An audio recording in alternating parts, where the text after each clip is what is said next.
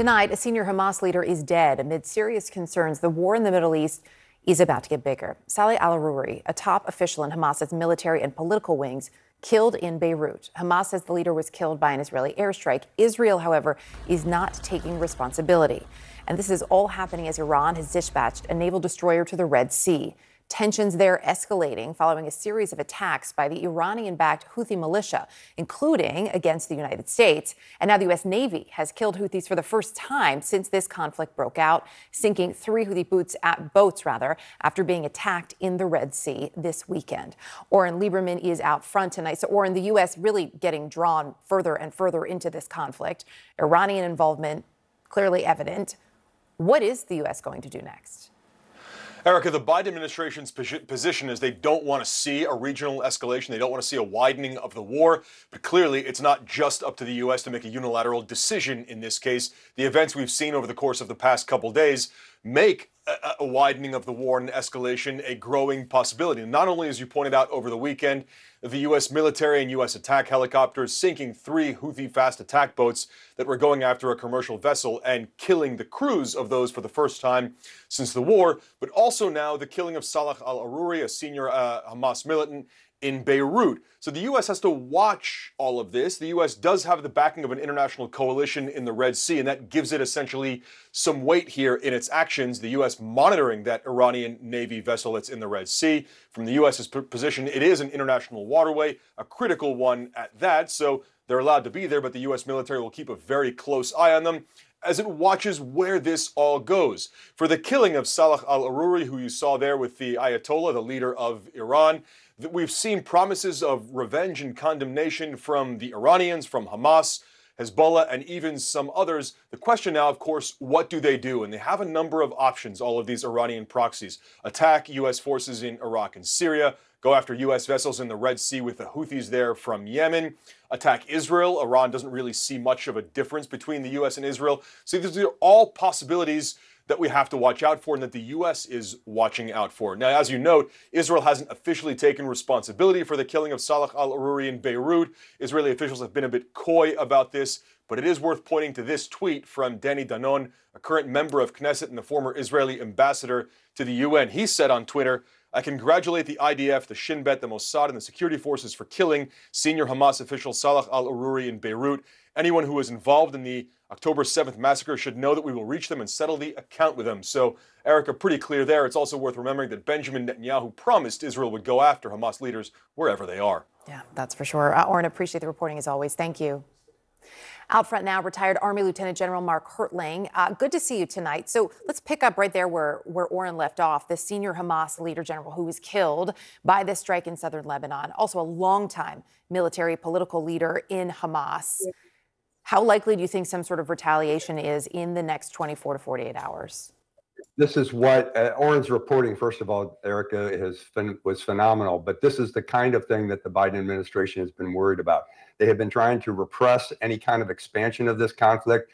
And this strike in Beirut against a Hamas leader is not going to help that at all.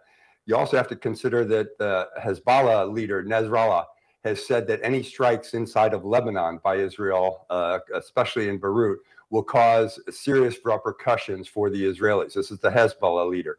What Israel has been trying to do is not allow this to come into a multi-front war, but we're already seeing that. They are fighting hard in Gaza. They have been fighting hard in northern Israel against the Hezbollah terrorists coming out of the southern Lebanon.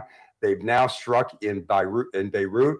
They've had these missile attacks from Yemen. We've seen PMF forces in Iraq and Syria continue to try and attempt to influence this operation. This is a tinderbox right now, Erica. And as we look at this tinderbox, too, as we look at the broader region here, the Iranian naval destroyer now heading to the Red Sea, days after the U.S. sunk 3 Houthi ships, killing all on board. Can the U.S. at this point avoid getting drawn in deeper?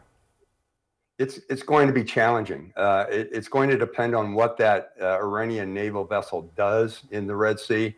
Those are international waters. There's a lot of transportation and elements going through that are non-combatant.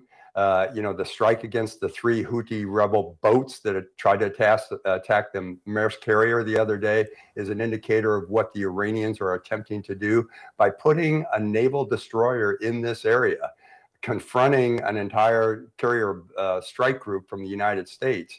It has the potential for explosive activity, and it's going to be very dangerous. The naval forces in that area are going to have to watch their step and be very careful about what they do.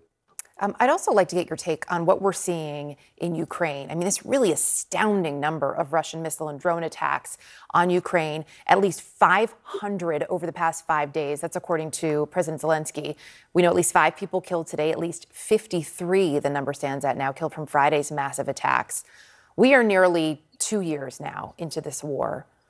How do you read the message that Putin is sending to Ukraine? Well, first of all, from the tactical perspective, what Russia has been trying to do is, I'll use a basketball term, flood the zone. They are trying to put as many missiles in the air as they can, and they're all different types coming from multiple directions and multiple platforms, air, sea, and ground. They are some of the types of missiles, the hypersonic missiles are very advanced, but Ukraine has been very successful in shooting most of them down. Today's activity, Ukraine was very successful. But what I would say is 2 things are happening. First of all, is Russia is continuing their strategic approach to try and affect Ukrainian infrastructure, to make it a harsh winter for Ukrainian citizens, to continue to say, even though the United States and others may be balking, we're still going to attack Ukraine. And what's happening from the Ukrainian side is they just don't have enough air defense to cover everything. Air defense are point weapon systems, Erica. That means they have to be placed in a location to guard a specific target. So that means you can't defend everywhere. So the reason Russia is attacking so many different targets is they are trying to figure out where Ukraine is soft and where they have their defenses. And I think that's going to continue on for the next couple of days. And it just shows the importance of the United States getting the Congress back and passing this bill, which will give more ammo and arms to Ukraine during this period of time. This is a critical period. Lieutenant General Mark Hertling, always appreciate your insight. Thank you.